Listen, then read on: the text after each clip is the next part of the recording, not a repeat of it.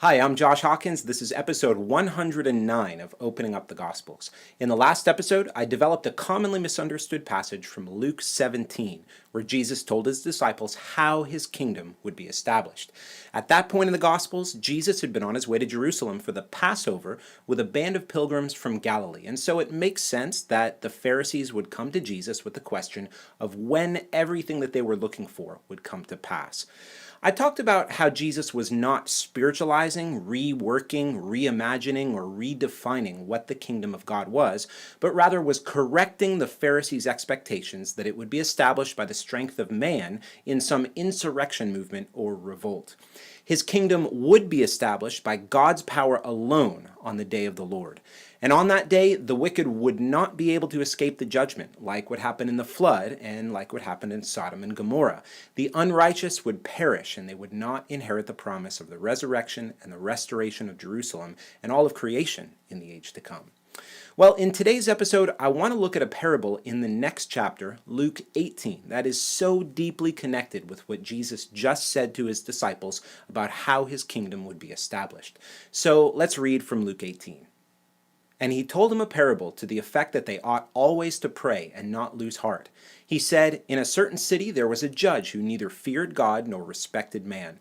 And there was a widow in that city who kept coming to him and saying, 'Give me justice against my adversary.' For a while he refused, but afterward he said to himself, 'Though I neither fear God nor respect man, yet because this widow keeps bothering me, I will give her justice so that she will not beat me down by her continual coming.'" Jesus begins this section by continuing to address his disciples, the same crowd that was following him and heard him speak about the coming of the kingdom back in Luke 17, verse 22. He tells them this parable for the purpose of encouraging them to persevere in prayer. But why? Why should they keep praying and not give up and be discouraged? We can't read this parable in isolation from the subject that Jesus was just talking about. He's not saying, just keep praying and you'll get what you ask for, in a generic sense that we can apply to anything. As we'll see, Jesus is connecting perseverance in prayer to Israel's hope for vindication, justice, and deliverance that will be established when his kingdom comes. The purpose of this parable is to show that even though a worldly, wicked judge finally gives a persistent widow what she deserves, the God of Israel is not like that. He will gladly and speedily vindicate his chosen people who cry out to him day and night. Jesus begins by telling his disciples about a judge in a city who had no regard for God or for people. There are different kinds of judges that both the Talmud and the historian Josephus write about in Israel at the time that walked in gross injustice and flagrant bribery. This non-Jewish Roman appointed kind of judge is likely what the disciples were thinking of as Jesus told the parable. Now in the same city is a widow, and Jesus says that she kept coming to the judge over and over again, seeking vindication and justice. She had been unjustly treated in some way. Perhaps what she had been taken away. Maybe something that she was entitled to was not given to her. Maybe she was being taunted over and over again because of her circumstances. We're not really sure. Whatever it was, she was looking for the God-hating, people-hating judge to do something about it. She knew that her cause was just, and though she went home disappointed many times, she would come again and again and again and present her case. Well, and what happened? Well, she got on the nerves of the judge because of her persistence, and the judge got sick and tired of her. And even though she couldn't bribe him, and even though she probably had little to no influence in the city as a widow, he finally gives her the justice that she had asked for. Now, Jesus tells this story, and he's giving a lesson through it. What is that lesson? Well, let's keep reading in Luke 18. And the Lord said, "Hear what the unrighteous judge says. And will not God give justice to his elect, who cry out to him day and night? Will he delay long over them? I tell you, he will give justice to them speedily. Nevertheless, when the Son of Man comes, will he find faith on earth?" The application point for the disciples is simple to understand when we don't forget the context. The Lord is the righteous judge, and he's not like the unrighteous judge in the parable. He will grant vindication and justice to his chosen people Israel, because that's what he's banked his own reputation on, his covenant. He won't do this begrudgingly either. Now, there are a few other important points to consider here in this lesson. Like the widow in the story, Israel is widowed in the sense that their God is absent. His glorious presence had left the temple in Ezekiel's day, and since then he hadn't returned to dwell with them. So there were so many promises that God had made through the law and the prophets, and it seemed like he had abandoned them. Remember, 400 years had passed since the time of Malachi and the coming of John the Baptist. So many feelings and ideas and thoughts they had developed in the minds of the Jewish people during that period regarding all of those promises that God had made because of God's absence and because of his silence. But Jesus is saying that God is not like the unrighteous judge in the story. Though there's a seeming delay in the vindication and the hallowing of his name and the restoration of Israel, it's not because God is slacking off and has lost interest, as 2 Peter 3:9 says, but because he suffers long and is patient. God is completely unlike the unrighteous judge. Now, I don't believe that Jesus means for his hearers to understand that phrase, to cry out to him day and night, as a literal 24-hour continuous span of time, as in if they should be praying for vindication round the clock. I don't think that's wrong or inherently bad, but I don't think that's what Jesus had in mind here. Remember, Luke began this whole section by saying that Jesus' parable was to encourage the disciples to pray always. He simply means to pray at all times in the sense of under all circumstances, because there will be plenty of times where it's going to seem like the answer will never come.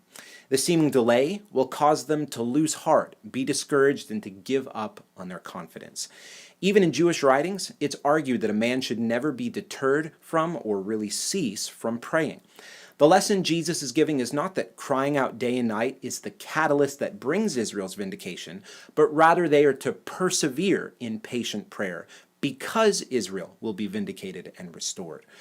The absolute certainty of what they're asking for is what should lead to continuing in prayer and believing God for the answer, even when every circumstance seems to indicate that that answer is not coming. Does that make sense? I think that is such an important distinction. Jesus is not saying, Israel, if you pray enough, if you fast enough, God's going to answer you. He's saying, faithful Israel, God is going to answer you. He's banked his own name and reputation on it. Don't give up praying and trusting, even when everything else crumbles around you and you think there's no chance whatsoever that God is going to answer. He will. God is not like this unjust judge that needs constant pestering to change his mind. So you don't have to be like this widow and lack the confidence that he is going to bring the vindication that he's promised. Jesus says that God will bring justice to his chosen people, Israel, speedily. Now, don't forget everything that he's been saying to his disciples in the previous chapter, that God would establish his kingdom suddenly from the heavens. God will bring forth his promises on the day of the Lord and will bring that vindication and the deliverance that they're seeking. In many of the past episodes, we looked at how all the prophets said that God would vindicate his name and restore Israel. He alone would do it, as we saw in passages like Ezekiel 36 from episode 50 and 64. In the last episode, I mentioned a group in Israel at the time called the Zealots. They believed that the promises would be established by the strength of man in partnership with God. I believe Jesus is speaking this parable to his disciples as a contrast to the Pharisees, who were sympathetic to the Zealots. They were the ones who had lost heart.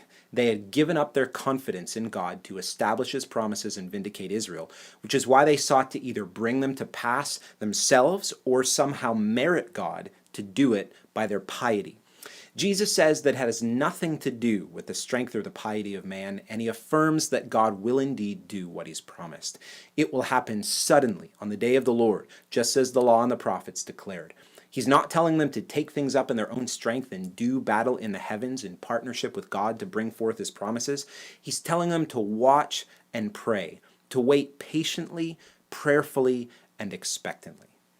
Now, we can't forget someone who Luke introduced us to back in chapter 2 of his gospel, because I believe she is a perfect picture of what Jesus is calling his disciples to do through this parable. That person is Anna.